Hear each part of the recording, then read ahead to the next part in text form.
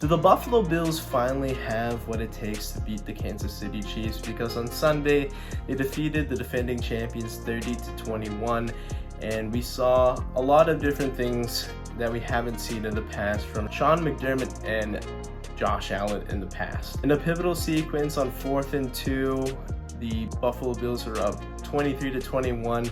And if you kick a field goal, I mean, yes, that does help your cause. That means that the Chiefs had to go the full length of the field and then even get a 2-point conversion to force it to be a 3-point game. But kicking field goals in the modern NFL is kind of a losing method.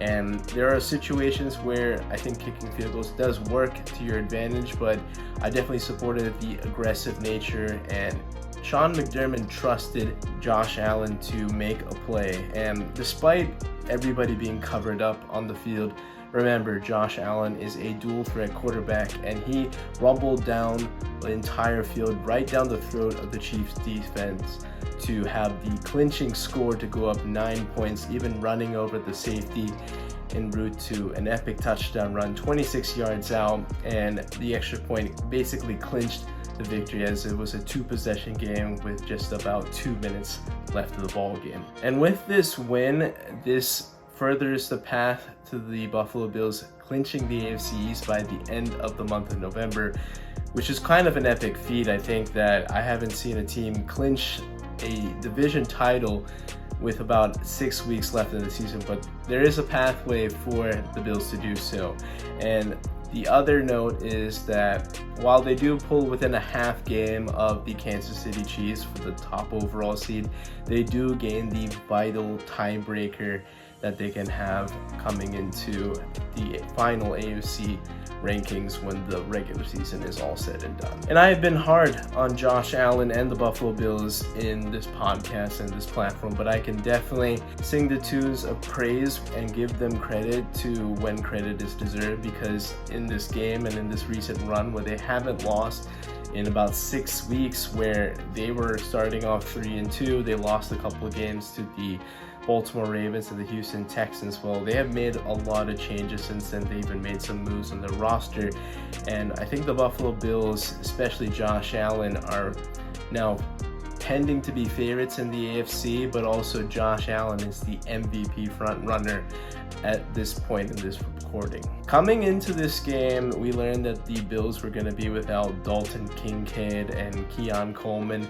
and they also were going to be missing 3 other key starters, so that's a total of 5 starters that they're missing in a key matchup against your hated rival, and with a lot of playoff implications on the line. And we knew the Chiefs missing some pieces as well, like Hollywood Brown coming into the year, but I think Rashid Rice has been a notable loss, and while DeAndre Hopkins has come in since, it just hasn't quite connected just yet, and we're still waiting on Xavier Worthy to really pop as a first-round draft pick. But for right now, the Chiefs' offense isn't quite what we thought it would be coming into this year. And still, they have a really good defense, but I thought it was still advantage Chiefs. I mean, they had nothing to lose, but a perfect season, but they had advantages. They had the guy, the boogeyman of the Buffalo Bills in recent memory.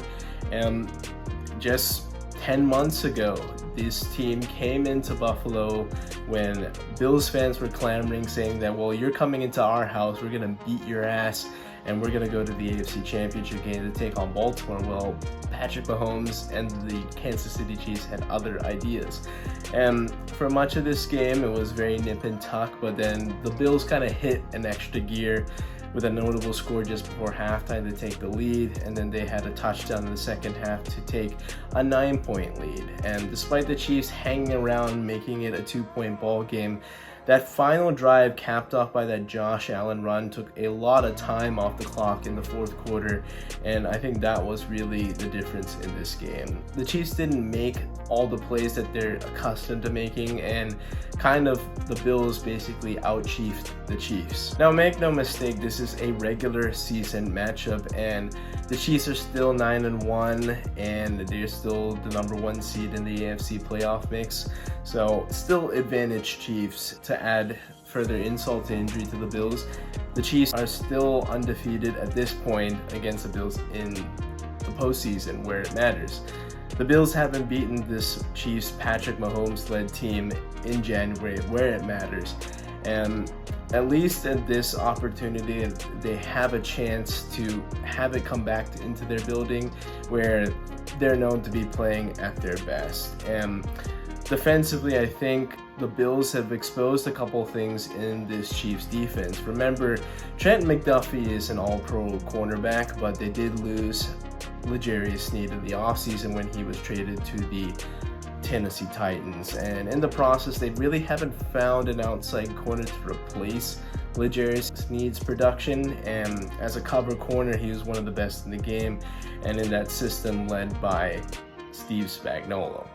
But I do think that if there's a physical running quarterback, that's just an extra dimension that the Chiefs defense just has to accommodate for.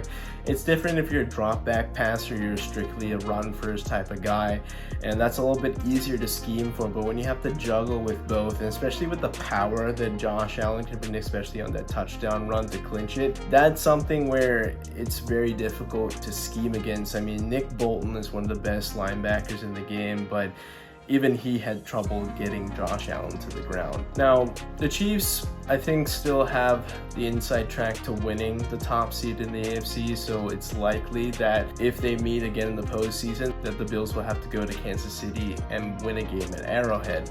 But the Chiefs do have the more difficult division to clinch.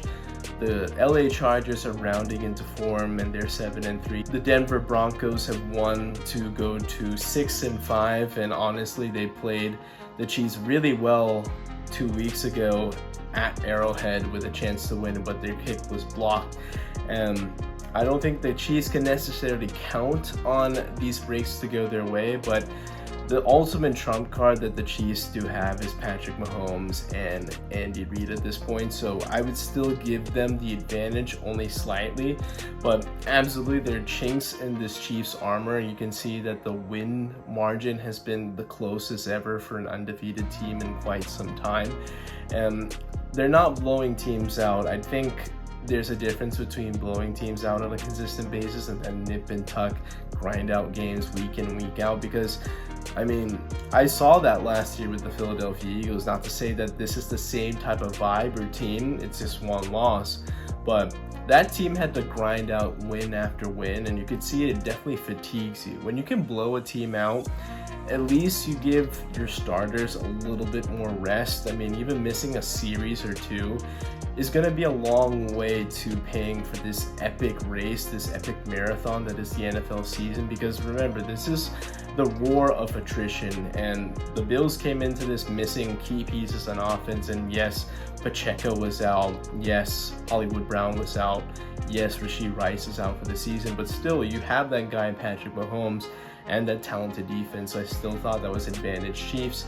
They missed an opportunity to really gain some distance on their AFC rivals, and the door is now ever so slightly open for the Buffalo Bills to steal home field advantage and have the AFC run through Orchard Park in Buffalo.